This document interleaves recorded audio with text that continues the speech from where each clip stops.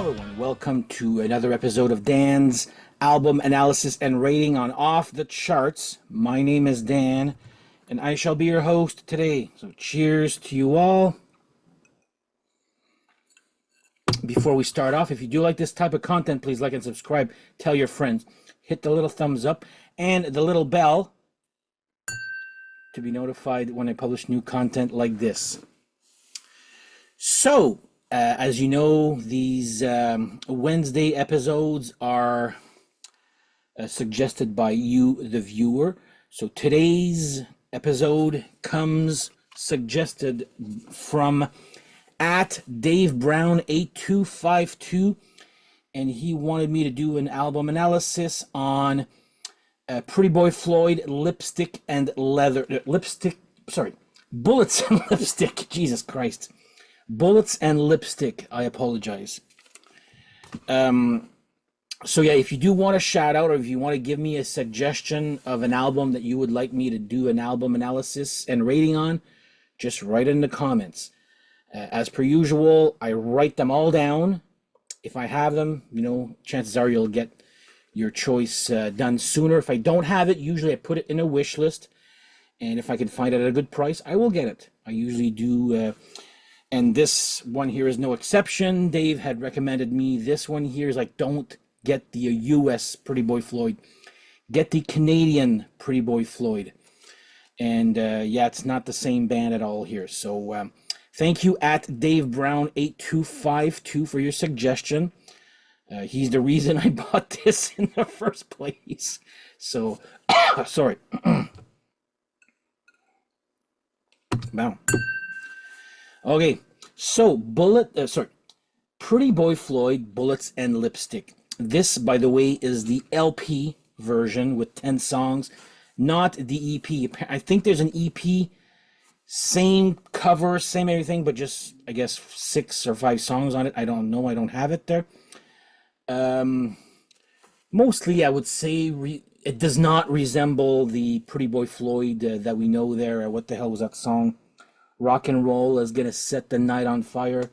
Like, that was really glam. This is more like sleaze, like LA Guns, or sometimes even Kicks, I hear at time here.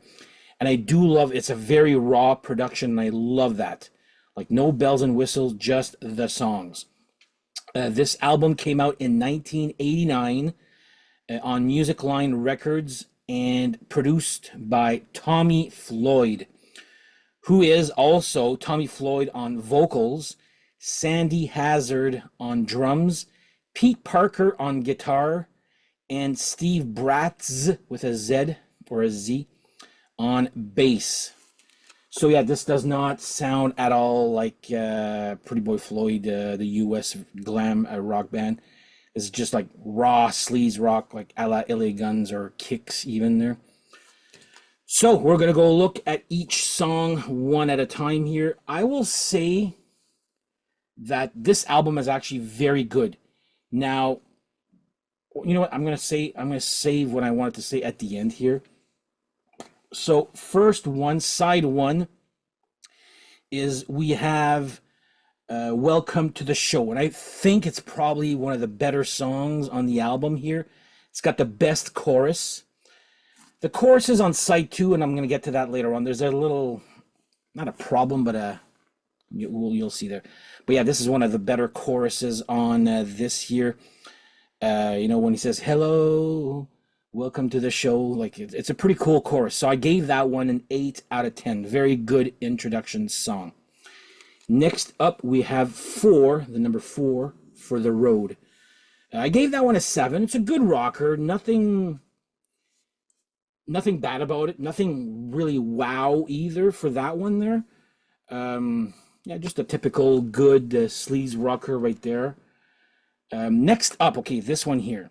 So Somewhere, and in brackets, Over the Rainbow. Automatically, I thought this is going to be a cover of that. What was it? Wizard of Oz? I forget. Somewhere Over the Rainbow. Was that Wizard of Oz? Anyway, it's not that. It's a good chorus. It's actually not a chorus that I was expecting. I'm putting that one as 7 out of 10. Good. one of the more original choruses. Same with "Welcome to the Show." There's a little middle lull, like it's pretty chock full of energy. Then you have a little middle lull, then it comes back. So yeah, 7 out of 10 for "Somewhere Over the Rainbow." Next up, "Proud to Be Loud." Easily the fastest song on the album. Again, it's not speed metal. I'm going to use the same comparison as I usually do. Compare it to the speed of Rat's Body Talk. Okay. Another good song, 7 out of 10 for that one. Just a good speedy little rocker there. I do enjoy that one here. Next up, "Raggedy Ann." The first time I heard it, I did not like it. Then it's kind of growing on me a little bit. I'm gonna give it a 6.5 out of 10. It's my least favorite of the album still. But the more I listen to it, I'm like, okay, the chorus is actually not too bad. It's got a good chorus on it there. But the first time I thought it was extremely generic. But the more I listened to this album, the more I liked it. Okay, the first time I was just like, nah, okay, it's there, it's okay there, it's good sleaze rock. But there's some great. I definitely do prefer this than the other Pretty Boy Floyd that from the U.S. there. Next up, we got to go to side 2, and we have "Moonshine Days." Again, another decent 7 out of 10. So this side 2, for me, this is where I see a pattern where the verses are great. The guitar riffs for the verses are great, but the choruses, it's almost like they didn't try as hard for the choruses, but we're just going to repeat the title of the song like in each chorus. Not all, I mean, there's one exception there, but I find mostly side 2 is just like these, okay, we got a title, we just got to say that title over and over again. Like that's kind of how I feel about the choruses. So "Moonshine Days" gets a 7 out of 10. Decent chorus, but the verse is better. Same thing with "Another IOU."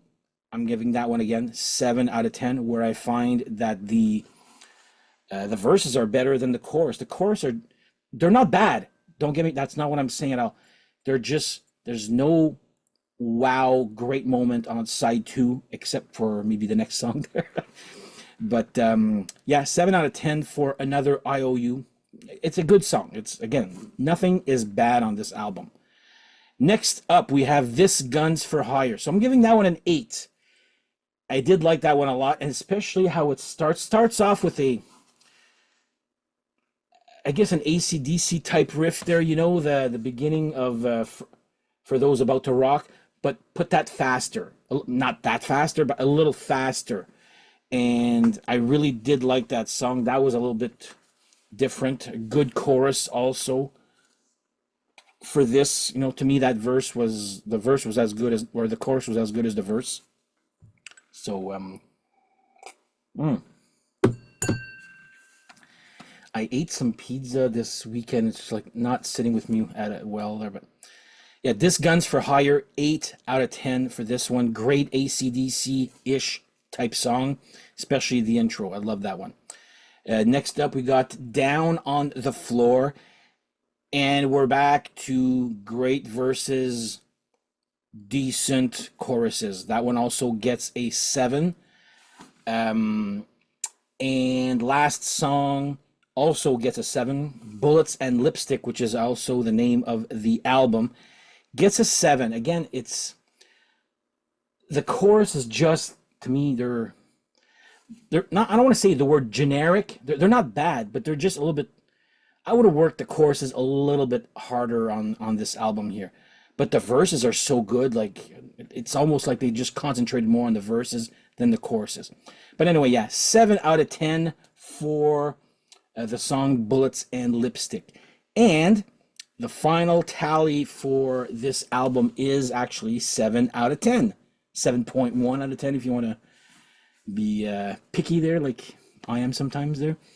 But yeah, I just found that the structure of the songs are all the same on side 2, which is just great verse, good, decent chorus, except for that one, This Gun's for Hire. So yeah, I would say Welcome to the Show is great. And same thing with This Gun's for Hire. Those are my two favorites. And Raggedy Ann would be my least favorite of the album. But again, 6.5. You know me, I've done ratings that are a lot worse than this year. So this is actually a pretty good. I like this album. Do I find it great? Maybe I will. Like I said, not yet. If you know me, you know that I've never tolerated sleaze rock until maybe about a year ago. That's when I kind of started dabbling into the glam rock or hair metal subgenre of sleaze rock. So my friend's like, I thought you hated sleaze rock. I'm trying. So I got a lot more now. But yeah, Pretty Boy Floyd, Bullets and Lipstick gets a 7 out of 10. Still a very, not very good, a good rating. So if you've seen other episodes, basically that's kind of what I give. Unless I really hate the album, then I go all out there. I did not hate this at all. I actually liked it. And I think I'm going to like it even more the more I listen to it. But when you get a whole bunch of records at the same time, I check one to make sure it works. Then today, or sorry, I should say this week, I just been basically listening to that one there. So the first listen and then up until the last listen, which was today, quite a different story in how I see the album. So definitely a grower. And I think this is their only album also. I think they have just the one album. Well, the EP and then this, and I think it got re-released or something like that, this album. Anyway, three releases of the same album, I believe, when I saw it really quick there. But yeah, this is the Canadian version of Pretty Boy Floyd. 7 out of 10. So if you do want a shout out and suggest me an album that you would like me to do a analysis and rating on, just write in the comments. I write them all down. And you never know, maybe next week will be your turn. So, but everybody is written down. Everybody will get a turn eventually. So I'd like to thank at Dave Brown 8252 for the great suggestion there. Hope you like the rating. So on that note, guys, thank you guys for watching. And check out Pretty Boy Floyd, Bullets and Lipstick. Quite a good album. And I'm thinking it's going to get better as time goes on there. So thank you guys for watching, and we shall see you guys next episode. Take care. Bye-bye.